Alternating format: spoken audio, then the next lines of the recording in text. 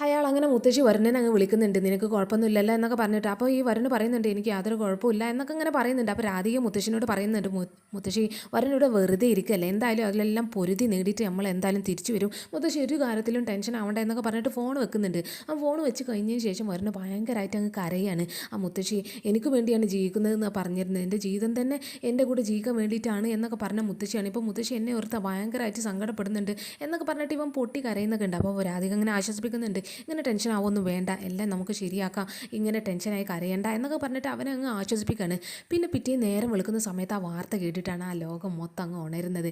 ആ കാടിന് അരുവിൽ ഒരു കെത്തിക്കരിഞ്ഞ ഒരു ഡെഡ് ബോഡി കണ്ടെത്തിയിരിക്കുകയാണ്. അപ്പോൾ അവിടെ പോലീസുകാരൊക്കെ സീൽ ചെയ്തിട്ടുണ്ട്, അവിടെ നാട്ടുകാരും എല്ലാവരും തടിച്ചു കൂടിയിട്ടൊക്കെ ഉണ്ട്. അപ്പോൾ ആ ഒരു വാർത്ത അറിഞ്ഞിട്ട് ഒരുപാട് ആളുകളും അവിടെ വന്നിട്ടുണ്ട്. അപ്പോൾ ആ ഒരു സ്ഥലത്തേക്ക് ആ എസ് പി അങ്ങ് വരുന്നതുണ്ട്. അപ്പോൾ എസ് പി വരുന്ന സമയത്ത് അവിടെ ഉള്ള പോലീസ് ഓഫീസേഴ്സ് പെട്ടെന്ന് തന്നെ എസ് പിയുടെ അടുത്തേക്ക് വന്നിട്ട് ഇങ്ങനെ കാര്യങ്ങളൊക്കെ പറഞ്ഞു കൊടുക്കുകയാണ്. സാർ, ഇവിടെ തേന് ശേഖരിക്കാൻ വന്ന ആദിവാസികളാണ് ഈ ഡെഡ് ബോഡി കണ്ടെത്തിയത്.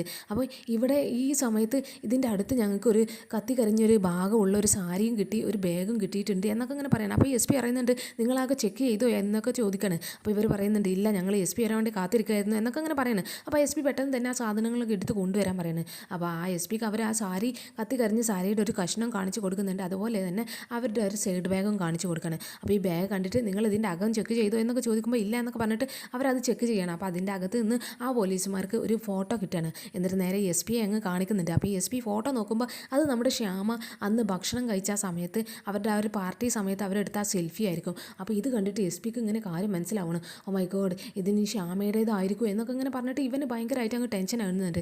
നേരെ തന്നെ വരുണിനെ വിളിച്ച് കാര്യം പറയാൻ വേണ്ടി വരുണിനെ അങ്ങ് വിളിക്കുകയാണ്. വരുണാണെങ്കിൽ ആറ്റുവാശ്ശേരിയിൽ അവിടെ ടി വി കണ്ട് അങ്ങനെ ഇരിക്കുകയാണ്. ആ സമയത്താണ് ഈ എസ് പിയുടെ കോള് വരുന്നത്. അപ്പോൾ കോള് വരുന്ന സമയത്ത് ഇവനിങ്ങനെ സംസാരിക്കുന്നുണ്ട്. ഹലോ സാർ, എന്താണ് കാര്യങ്ങൾ എന്നൊക്കെ ഇങ്ങനെ ചോദിച്ച് ഇവനിങ്ങനെ ഡിസ്കസ് ചെയ്യണം. അപ്പോൾ ഈ എസ് പി പറയുന്നുണ്ട്, വരുൺ ഞാൻ ഒരു ഇമ്പോർട്ടൻ്റ് ആയിട്ടുള്ള ഒരു കാര്യം പറയാനാണ് വിളിച്ചത്. ഇന്ന് രാവിലെ ആദിവാസികൾ കാട്ടിലേക്ക് തേൻ പെറുക്കുന്ന സമയത്ത് ഒരു കത്തി കരിഞ്ഞൊരു ഡെഡ് ബോഡി കണ്ടെത്തിയിട്ടുണ്ട് എന്നൊക്കെ ഇങ്ങനെ പറയാണ്. അപ്പോൾ ഇവന് ചെറുതായിട്ടൊന്ന് ടെൻഷൻ ആവുന്നുണ്ട്. അപ്പോൾ ഇവനോട് പറയുന്നുണ്ട്, അതിൻ്റെ അടുത്ത് നിന്ന് ഞങ്ങൾക്കൊരു ബാഗും ഒരു സാരിയുടെ ഒരു കത്തി കരിഞ്ഞൊരു ഭാഗവും കിട്ടിയിട്ടുണ്ട്. അപ്പോൾ അത് ഇനി ശ്യാമയുടേതാണോ എന്നൊരു സംശയമുണ്ട്. കാരണം ആ ബാഗിനകത്ത് നിന്ന് നിങ്ങളെടുത്തൊരു സെൽഫിയും ഉണ്ടായിരുന്നു. അതുകൊണ്ട് നിങ്ങൾ ഇതൊന്ന് കൺഫേം ചെയ്യാൻ വേണ്ടിയിട്ട് പെട്ടെന്ന് തന്നെ രാധികനെയും കൂട്ടി ഇങ്ങോട്ട് വരണം എന്നൊക്കെ അങ്ങനെ പറയുന്നത്. അപ്പോൾ ഇവന് ഭയങ്കരമായിട്ട് ഇങ്ങനെ ടെൻഷൻ ആവുന്നുണ്ട്. പിന്നെ ഈ ഡെഡ് ബോഡി ഇവിടെ ഇങ്ങനെ കൂടുതലായിട്ട് വെക്കാൻ പറ്റില്ല, അതുകൊണ്ട് ഞങ്ങൾ പെട്ടെന്ന് തന്നെ ഇത് മെഡിക്കൽ കോളേജിലേക്ക് മാറ്റുകയാണ്, മോർച്ചറിക്ക്. അപ്പോൾ നിങ്ങൾ അങ്ങോട്ട് വന്നാൽ മതി എന്നൊക്കെ പറഞ്ഞിട്ട് ആ എസ് പി അങ്ങ് ഫോൺ വെക്കുന്നുണ്ട്. അപ്പോൾ ഇതൊക്കെ കണ്ടിട്ട് പിന്നെ രാധികയെ എങ്ങനെ വിവരം അറിയിക്കും എന്നൊക്കെ വിചാരിച്ച് വരുണും ഭയങ്കരമായിട്ട് അങ്ങ് ടെൻഷനായി നിൽക്കണം. അപ്പോൾ വരുണി എങ്ങനെ ഇനി ഇവളോട് ഇത് പറയും എന്നൊക്കെ വിചാരിച്ച് ഇവൻ ഭയങ്കര ഡിസ്പായിട്ട് അവളുടെ അടുത്തേക്ക് അങ്ങ് പോകുന്നുണ്ട്. ഇവളാണെങ്കിൽ ഒന്നും അറിയാതെ അവിടെ വസ്ത്രങ്ങളൊക്കെ ഇങ്ങനെ മടക്കി വെച്ചുകൊണ്ടിരിക്കുകയാണ്. അപ്പോൾ ഇവളുടെ അടുത്തേക്ക് വന്നിട്ട് ഈ വരുണ് പറയുന്നുണ്ട്, രാധികയെ വാ നമുക്കൊരു ഇടം വരെ പോകാം എന്നൊക്കെ ഇങ്ങനെ പറയുന്ന സമയത്ത് ഇവൾ ചോദിക്കുന്നുണ്ട്, എന്തിനാണ്, എങ്ങോട്ടാണ്, എന്തെങ്കിലും പ്രശ്നമുണ്ടോ എന്നൊക്കെ ഇങ്ങനെ ചോദിക്കുമ്പോൾ ഇവൻ്റെ ടെൻഷൻ കണ്ടിട്ട് ഇവൾക്ക് വീണ്ടും വീണ്ടും പേടിയാണ്. എന്താ വരുണേ, വീട്ടിലാർക്കെങ്കിലും എന്തെങ്കിലും പ്രശ്നം ഉണ്ടോ എന്നൊക്കെ ഇങ്ങനെ ഇവളോട് ചോദിക്കാൻ. അപ്പോൾ ഇവ വരുണ് കാര്യങ്ങളൊന്നും പറയുന്നില്ല ഇവളോട്. അപ്പോൾ ഇവളോട് പറയുന്നുണ്ട്, നീ പെട്ടെന്ന് ഒന്ന് ഡ്രസ്സൊക്കെ ചേഞ്ച് ചെയ്തിട്ട് വാ നമുക്ക് ഒരു ഇടം വരെ പോകാം എന്നൊക്കെ പറഞ്ഞിട്ട് അവളെയും കൊണ്ട് അങ്ങ് പോകുന്നുണ്ട്. ഇവൾക്ക് കാര്യങ്ങളൊന്നും മനസ്സിലായിട്ടില്ല. അപ്പോൾ നേരെ ഇവർ പോയി ചെല്ലുന്നത് തന്നെ ഈ മെഡിക്കൽ കോളേജിലേക്കാണ്. അവിടെ എത്തുമ്പോഴാണ് ഇവൾ കുറേ മീഡിയക്കാരും ആളുകളും പോലീസുകാരും എല്ലാവരെയും കണ്ടിട്ട് ഇവൾ ഭയങ്കരമായിട്ട് അങ്ങ് ടെൻഷൻ ആവുകയാണ്. അപ്പോൾ ഈ സമയത്ത് വരുണിനോട് ഇവളിങ്ങനെ ചോദിക്കുന്നുണ്ട്, എന്തിനാണ് നമ്മൾ ഇങ്ങോട്ട് വന്നത് എന്നൊക്കെ ഇങ്ങനെ ചോദിക്കുന്നുണ്ടെങ്കിൽ വരുന്ന കാര്യങ്ങളൊന്നും പറയുന്നില്ല. നേരെ എസ് പിയുടെ അടുത്തേക്ക് അവളെയും കൊണ്ട് അങ്ങ് പോവുകയാണ്. അപ്പോൾ ഈ എസ് പി ഇവളെ കണ്ടിട്ട് ചോദിക്കുന്നുണ്ട്, ഞാൻ ശ്യാമ മേഡത്തിൻ്റെ അന്വേഷണത്തിൻ്റെ ഭാഗമായിട്ട് വിളിച്ചതാണ്, ഞങ്ങളൊരു ബാഗും ഒരു സാരിയൊക്കെ കാണിച്ചു തരാം, ഇതൊക്കെ നിങ്ങൾക്ക് ഐഡൻറ്റിഫൈ ചെയ്യാൻ കഴിയുന്നുണ്ട് എന്നൊക്കെ നോക്കുക എന്നൊക്കെ ഇങ്ങനെ പറയുമ്പോൾ ഇവൾക്ക് ഭയങ്കരമായിട്ട് ഇങ്ങനെ ടെൻഷൻ ആവുന്നൊക്കെ ഉണ്ട്. അപ്പോൾ ഇവൾ ഓക്കെ എന്നൊക്കെ ഇങ്ങനെ പറയണം. അപ്പോൾ ഇവർക്ക് ആ ഒരു സാരി കാണിച്ചു കൊടുക്കണം. അപ്പോൾ ഈ സാരി എടുത്ത് നോക്കുന്ന സമയത്ത് അവൾ ഓർക്കുകയാണ്, അന്ന് ശ്യാമ ഇട്ടിരുന്ന ആ ഒരു സാരിയുടെ ഭാഗം തന്നെയാണ് ഇത് എന്ന് ഇവൾക്ക് മനസ്സിലാവുന്നത്. അപ്പോൾ ഇവൾ വീണ്ടും ചോദിക്കുന്നുണ്ട്, ഇത് എന്തിനാണ്, എൻ്റെ അമ്മ എവിടെയാണ് എന്നൊക്കെ ഇങ്ങനെ ഇവൾ ചോദിക്കുകയാണ്. അപ്പോൾ ഇവർ പറയുന്നുണ്ട്, ഞാൻ മറ്റൊരു സാധനം കൂടി കാണിച്ചു തരാം, ഒരു ബാഗ്, അതും കൂടി നീ ഒന്ന് ഐഡൻറ്റിഫൈ ചെയ്യുക എന്നൊക്കെ ചോദിച്ചിട്ട് ആ സൈഡ് ബാഗ് കാണിച്ചു കൊടുക്കുന്ന സമയത്ത് ഇവൾ അതും ഒന്ന് ഐഡൻറ്റിഫൈ ചെയ്യാണ്. ശരിയാണ്, എൻ്റെ അമ്മനെ കാണാത്ത സമയത്തൊക്കെ ഉപയോഗിച്ചിരുന്ന സൈഡ് ബാഗാണിത് എന്നൊക്കെ ഇങ്ങനെ പറയാണ്. ആ സമയത്ത് ഇവളോട് ഇങ്ങനെ എന്താണ് പറയേണ്ടതെന്ന് എസ് പി അങ്ങ് പറയാതിരിക്കുന്ന സമയത്ത് അവിടെയുള്ള ഒരു മീഡിയക്കാരെ ആയിട്ടുള്ളൊരു പെൺകുട്ടി അങ്ങ് ഉറക്കി അങ്ങ് ചോദിക്കുകയാണ് ഈ എസ് പിനോട്, അപ്പോൾ സർ ഈ തെളിവുകളൊക്കെ ഐഡൻറ്റിഫൈ ചെയ്ത സമയത്ത് ഇനി ഡെഡ് ബോഡി ശ്യാമയുടേത് തന്നെയാണെന്ന് ഉറപ്പിക്കാമോ എന്നൊക്കെ അങ്ങ് ചോദിക്കുകയാണ്. അത് കേട്ടിട്ട് ശ്യാമ അങ്ങ് ഷോക്കാവണ്. അപ്പോൾ ശ്യാമ അല്ല, രാധിക അങ്ങ് ഷോക്കാവണ്. അപ്പോൾ ഈ ഒരു വാർത്ത കണ്ടിട്ട് രാധിക അങ്ങ് ബഹളം വെക്കണേ, എൻ്റെ അമ്മയ്ക്ക് എന്താ സംഭവിച്ചത് എന്നൊക്കെ പറഞ്ഞിട്ട് ഭയങ്കരമായിട്ട് കരച്ചിലും ബഹളവും ഒക്കെ ആയി അവിടെ അങ്ങ് നടക്കുകയാണ്. അപ്പോൾ ഈ ഒരു സമയത്ത് നമ്മുടെ ദുർഗ ഹോസ്പിറ്റലിലെ കിരണിൻ്റെ അടുത്ത് അങ്ങ് നിൽക്കുന്നുണ്ട്. അവനങ്ങനെ കെയർ ചെയ്തുകൊണ്ടിരിക്കുന്ന സമയത്ത് ഇവൾ ടി വി അങ്ങ് ഓൺ ചെയ്യാണ്. അപ്പോൾ ടി വി ഓൺ ചെയ്യുന്ന സമയത്തൊക്കെ വരുന്ന വാർത്ത എന്ന് പറയുന്നത് ഗായിക ശ്യാമയുടെ മരണത്തിനെ കുറിച്ചാണ്. അപ്പോൾ ആദിവാസികൾ അവിടെ തേൻ എടുക്കാൻ വന്ന സമയത്താണ് ഇവിടെ കത്തിക്കരിഞ്ഞ ഡെഡ് ബോഡി കണ്ടെത്തിയതെന്നും അതിൻ്റെ തെളിവുകൾ കുറച്ച് എവിഡൻസ് കിട്ടിയ കാര്യവും അതുപോലെ തന്നെ ആ എവിഡൻസ് അത് രാധിക തിരിച്ചറിഞ്ഞ കാര്യവും ഒക്കെ ഇങ്ങനെ ടി വിയിലൂടെ അങ്ങനെ പറയാണ്. അപ്പോൾ ഇതൊക്കെ ഇങ്ങനെ ഇവൾ കണ്ടുകൊണ്ടിരിക്കുകയാണ് ദുർഗ.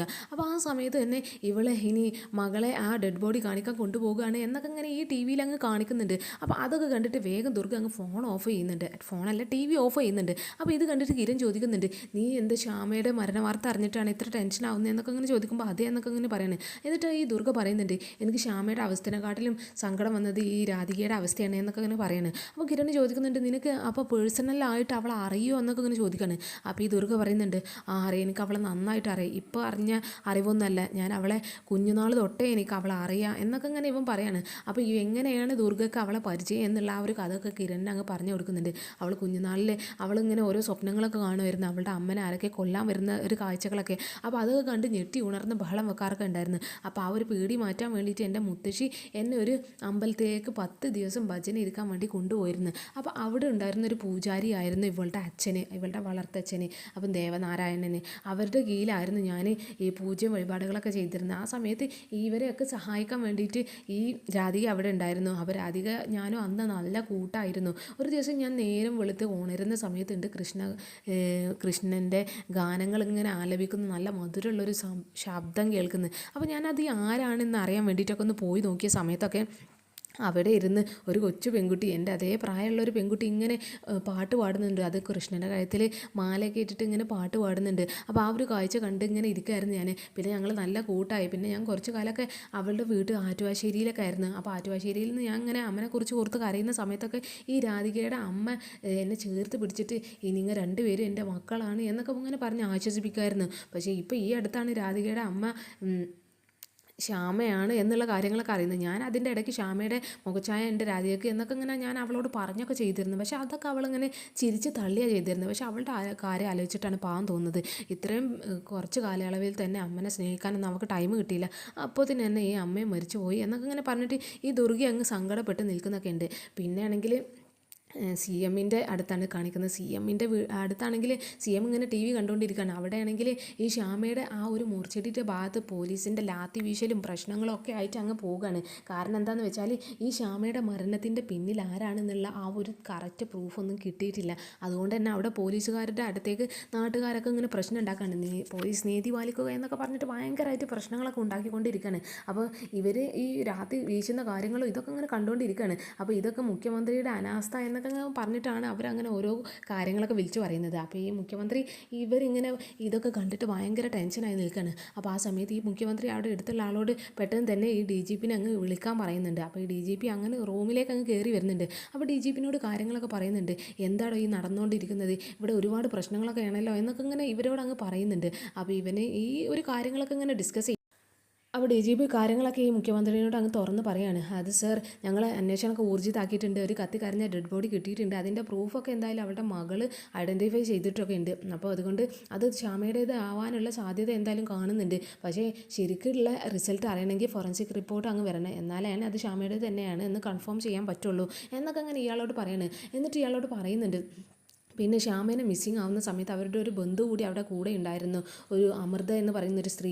അവരുടെ കാര്യത്തിനെ പറ്റി യാതൊരു തുമ്പും കിട്ടിയിട്ടില്ല, അത് അന്വേഷിക്കുന്നുണ്ട് എന്നൊക്കെ അങ്ങനെ പറയുമ്പോൾ ഈ മുഖ്യമന്ത്രി അവരെ അങ്ങ് ഷൗട്ട് ചെയ്യുന്നുണ്ട്. നിങ്ങൾ പെട്ടെന്ന് തന്നെ അങ്ങനെ അന്വേഷണം ഇത്ര ഊർജിതമല്ലാത്തൊരു സ്ഥിതിക്ക് ഞാൻ എങ്ങനെ ഇനി ആളുകളോടൊക്കെ ഇങ്ങനെ എന്താ പറയുക എന്നൊക്കെ അങ്ങനെ പറഞ്ഞിട്ട് ഈ പോലീസുകാരനോടൊക്കെ ഇടയ്ക്ക് ഷൗട്ട് ചെയ്യുന്നുണ്ടെങ്കിൽ ഈ DGP പറയുന്നുണ്ട്, അത് സർ, ഞങ്ങൾ എത്രയും പെട്ടെന്ന് തന്നെ ഇതിനെക്കുറിച്ചുള്ള ഇതിൻ്റെ പിന്നിൽ ആരാണ് പ്രവർത്തിച്ചത് എന്നൊക്കെ ഞങ്ങൾ കണ്ടെത്തിയിരിക്കും എന്നൊക്കെ ഇങ്ങനെ ഇവരോട് അങ്ങ് പറയുന്നുണ്ട്. അപ്പോൾ ഇവർ ഈ പോലീസിൻ്റെ ഈ ഒരു കാര്യങ്ങളൊക്കെ കേട്ടിട്ട് ഈ മുഖ്യമന്ത്രി പറയുന്നത് എത്രയും പെട്ടെന്ന് അത് കണ്ടെത്തണം. കാരണം ഇലക്ഷനൊക്കെ അടുത്ത് വരികയാണ്. പോരാത്തതിന് ഈ ഒരു പ്രശ്നം കൂടി വന്നാൽ പിന്നെ ഈ ഇലക്ഷൻ അത് നന്നായിട്ട് ബാധിക്കുകയൊക്കെ ചെയ്യും എന്നൊക്കെ അങ്ങനെ പറഞ്ഞാൽ അവർ ആ ഒരു ഡിസ്കഷനിലൊക്കെ എന്നിട്ട് DGPനോട് എത്രയും പെട്ടെന്ന് നല്ല ശക്തമായിട്ട് തന്നെ ആ ഒരു കേസ് അന്വേഷിക്കണം എന്നൊക്കെ പറഞ്ഞിട്ട് ആ മുഖ്യമന്ത്രി അവരെ അങ്ങ് പറഞ്ഞേക്കാണ്. പിന്നെ DGP നേരെ ചെന്നിട്ട് ദുർഗക്ക് അങ്ങ് ഫോൺ ചെയ്യുന്നുണ്ട്. അപ്പോൾ ദുർഗക്ക് ഫോൺ ചെയ്യുന്ന സമയത്ത് ദുർഗ അങ്ങനെ ഫോൺ എടുത്തിട്ട് കാര്യങ്ങളൊക്കെ സംസാരിക്കാണ്. അപ്പോൾ ഇവരോട് പറയുന്നുണ്ട്, ശ്യാമയുടെ മരത്തിനെ കുറിച്ച് പറയാൻ വേണ്ടിയിട്ടാണ് ഞാൻ വിളിച്ചത്, അതുകൊണ്ട് തന്നെ നിന്നെയാണ് ഞാൻ ഈ ഒരു കേസിന് ചുമതലപ്പെടുത്തുന്നത് എന്ന് ദുർഗനോട് പറയണം. അപ്പോൾ ദുർഗ ഭയങ്കര കോൺഫിഡൻസിൽ പറയുന്നുണ്ട്, ഓക്കെ സർ, ഞാൻ തന്നെ അത് ചുമതല ഏറ്റെടുക്കുക എന്നൊക്കെ ഇങ്ങനെ പറയാണ്.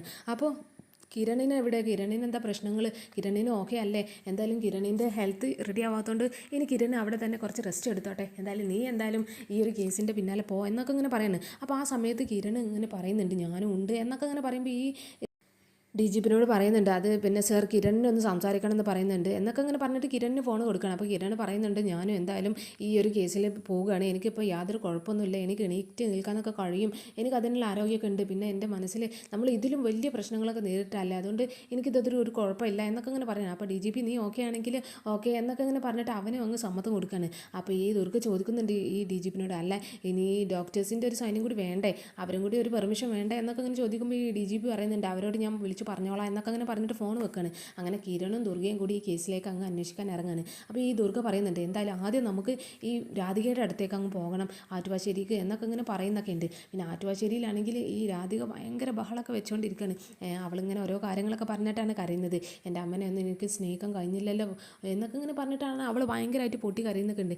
എന്നിട്ട് ഇവളിങ്ങനെ അവരോടൊക്കെ ഓരോ പരാതികളൊക്കെ ഇങ്ങനെ പറഞ്ഞുകൊണ്ടിരിക്കുകയാണ്. ഞാൻ ഇത്രയും കുറച്ച് കാലമാണ്, എൻ്റെ അമ്മ എന്നോട് ഇങ്ങനെ പറഞ്ഞിരുന്നു, ഒരുപാട് കാലം ഇനി ഒരു ജന്മം മുഴുവനുള്ള സ്നേഹം മൊത്തം നമുക്ക് സ്നേഹിച്ചങ്ങ് തീർക്കണം എന്നൊക്കെ പറഞ്ഞിരുന്നു എൻ്റെ അമ്മ. പോരാത്തതിന് വിദേശത്തേക്ക് പോവുകയാണ്, കുറച്ച് കഴിഞ്ഞിട്ട് എന്നെയും വരുണിനെയൊക്കെ കൊണ്ടുപോകണം എന്നൊക്കെ പറഞ്ഞ തീരുമാനം എടുത്തിരുന്ന ആളാണ്, ഇപ്പം ജീവിച്ചിരിപ്പില്ല, ആരാണ് അവ ഇത്രയും വലിയ ശത്രുക്കൾ എൻ്റെ അമ്മനെ കൊന്നത് എന്നൊക്കെ ഇങ്ങനെ പറഞ്ഞിട്ട് ഇവൾ കരച്ചിലും ബഹളമായിട്ട് അങ്ങനെ കൂടുകയാണ്. അപ്പോൾ വരുണിന് ഇവളാ നന്നായിട്ട് ആശ്വസിപ്പിക്കുന്നൊക്കെ ഉണ്ട്, നീ ഇങ്ങനെ ടെൻഷൻ ആകുമൊന്നും വേണ്ട, അത് അവർക്ക് കൊന്ന ആൾക്കാർക്ക് ആ ശ്യാമ മേഡത്തിൻ്റെ അമ്മ എന്നുള്ള ഒരു സ്നേഹം ഒന്നും അറിയില്ല, അതുപോലെ തന്നെ ഈ മകളുടെ കുറിച്ച് ഒരു വാല്യൂ ഇല്ലാത്തത് കൊണ്ടാണ് അവരിങ്ങനെയൊക്കെ ചെയ്തത്, അവർക്ക് എന്തായാലും ദൈവം ശിക്ഷിക്കുക എന്നൊക്കെ പറഞ്ഞിട്ട് ഇവൾ നന്നായിട്ട് അങ്ങ് ആശ്വസിപ്പിക്കുന്നൊക്കെ ഉണ്ട്. പക്ഷേ ഇവൾ വീണ്ടും വീണ്ടും ഇങ്ങനെ കരഞ്ഞുകൊണ്ടിരിക്കുന്നൊക്കെ ഉണ്ട്. എന്നിട്ട് പിന്നെ അതൊക്കെ കഴിഞ്ഞിട്ട് ഇവർക്ക് പിന്നെ ആ ഒരു ചിത കത്തിക്കുന്ന ആ ഒരു ചടങ്ങുകളൊക്കെ ഉണ്ട്. അപ്പോൾ ആ ചടങ്ങിലൊക്കെ നേതൃത്വം കൊടുക്കാൻ ഈ രാധിക തന്നെയാണ്.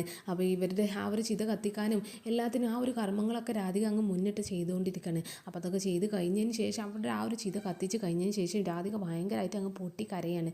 അവൾ ഭയങ്കരമായിട്ട് ബഹളം വെച്ചുകൊണ്ടിരിക്കുകയാണ്. അപ്പോൾ ഈ ബഹളം വെച്ചുകൊണ്ടിരിക്കുന്ന സമയത്തൊക്കെ ഈ വരുണ് അവളെ നന്നായിട്ട് അങ്ങ് ആശ്വസിപ്പിക്കുന്നൊക്കെ ഉണ്ട്. അപ്പോൾ അതൊക്കെ കഴിഞ്ഞിട്ട് ഈ രാധിക ഇങ്ങനെ ഈ വരുണിനോട് പറയുന്നുണ്ട്, അവർ അവസാനമായിട്ട് എൻ്റെ അമ്മയുടെ മുഖം കാണാൻ പോലും എന്നെ ഒന്നും സാധിച്ചില്ലല്ലോ, അതൊക്കെ കത്തി കരിഞ്ഞൊരു മുഖമാണല്ലോ എനിക്ക് കാണിച്ചു തന്നത് എന്നൊക്കെ പറഞ്ഞിട്ട് ഇവൾ ഭയങ്കരമായിട്ട് വേവലാതി പറയുന്നൊക്കെ ഉണ്ട്. പിന്നെ ചിതയൊക്കെ കത്തിച്ച് കഴിഞ്ഞതിന് ശേഷം അവർ വീട്ടിലേക്ക് അങ്ങ് തിരിച്ച് പോയിട്ടൊക്കെ ഉണ്ട്. ആ വീട്ടിലിരുന്നിട്ട് അവളിങ്ങനെ യശോദാമ്മയുടെ മടിയിലിരുന്ന് അങ്ങ് കരയുന്നുണ്ട്. അപ്പോൾ അച്ഛൻ ഇവിടെ എന്നൊക്കെ പറഞ്ഞിട്ട് ഇവളൊരു ഭ്രാന്തിനെ പോലെ അങ്ങ് എണീറ്റ് അങ്ങ് ബഹളം വെക്കുന്നൊക്കെ ഉണ്ട്. അപ്പോൾ ഈ ദേവന് വന്നിട്ട് എന്താ മോളെ, എന്താ നിനക്ക് പ്രശ്നം എന്നൊക്കെ അങ്ങനെ ഇവളോട് ചോദിക്കുന്ന സമയത്ത് ഇവളിങ്ങനെ പറയുന്നുണ്ട്, അത് അച്ഛ അമ്മയുടെ ആ ബോഡി മുഴുവനും കത്തി കരിഞ്ഞിട്ടുണ്ടാവുമോ, അവിടെ ഇനി കുറച്ചുകൂടി ബാക്കി ഉണ്ടാവുമല്ലേ, ഇനി ബാക്കി ഉണ്ടാവില്ലായിരിക്കും എന്നൊക്കെ പറഞ്ഞ് ഇവൾ ഭ്രാന്തിനെ പോലെ അങ്ങ് സംസാരിക്കുകയാണ്. അപ്പോൾ ഇവളിങ്ങനെ പറയുന്നുണ്ട്, എന്തായാലും നമുക്ക് ആ ചീത കൊണ്ടുവന്ന് 41 ദിവസം നമുക്ക് ഇവിടെ തന്നെ വെക്കുക, എന്നിട്ട് ഇങ്ങനെ കർമ്മങ്ങളൊക്കെ അനുഷ്ഠിക്കുക എന്നൊക്കെ ഇങ്ങനെ പറഞ്ഞ് ഇവൾ എന്തൊക്കെയോ ഒരു മാനസികമായി പ്രശ്നമുള്ള ആളുകളെ പോലെ അങ്ങനെ സംസാരിക്കുകയാണ്. ഇനി എന്തായാലും നമുക്ക് ആ ഒരു ചടങ്ങൊക്കെ കഴിഞ്ഞിട്ട് നമുക്കത് ഒഴുക്കി വിട പുഴയിൽ എന്നൊക്കെ ഇങ്ങനെ പറഞ്ഞിട്ട് ഇവൾ എന്തൊക്കെയോ അങ്ങനെ വിളിച്ചു പറഞ്ഞുകൊണ്ടിരിക്കുകയാണ്. അപ്പോൾ ഈ ദേവനാണെങ്കിൽ എങ്ങനെ ഇവൾ ആശ്വസിപ്പിക്കണമെന്നൊന്നും അറിയാതെ അങ്ങനെ നിൽക്കുന്ന സമയത്ത് എന്തായാലും എപ്പിസോഡ് അവസാനിക്കുന്നുണ്ട്. പിന്നെ അടുത്ത ദിവസമാണെങ്കിൽ നമ്മുടെ ദുർഗയും കിരണും കൂടിയിട്ട് നേരെ ആറ്റുവാശ്ശേരിക്ക് അങ്ങ് വരുന്നുണ്ട് ഈ രാധികനെ കാണാൻ വേണ്ടിയിട്ട്. അപ്പോൾ ഇനി നാളത്തെ എപ്പിസോഡിൽ ഇനി എന്താണ് സംഭവിച്ചതെന്നൊക്കെ കാത്തിരുന്ന് കാണാം. ഇനി അത് ഡെഡ് ബോഡി ശ്യാമയുടെ ഇതല്ലാതിരിക്കാനുള്ളൊരു ചാൻസും ഉണ്ട്, കാരണം ആ ഒരു കത്തി കരിഞ്ഞ ഡെഡ് ബോഡിയാണ്, അത് ആരുടേതാണ് എന്നുള്ള ഒരു കറക്റ്റ് ഐഡൻറ്റിഫിക്കേഷൻ വന്നിട്ടില്ല. ഇനി ഫോറൻസിക് റിസൾട്ട് വന്നാൽ മാത്രമേ അത് ശ്യാമയുടേതാണോ അല്ലേ എന്നറിയാൻ പറ്റുള്ളൂ. അപ്പോൾ ഇന്നത്തെ എപ്പിസോഡ് ഇവിടെ അവസാനിച്ചിരിക്കുകയാണ് ഗൈസ്. അപ്പം നാളെ കാണാം. Okay, bye all.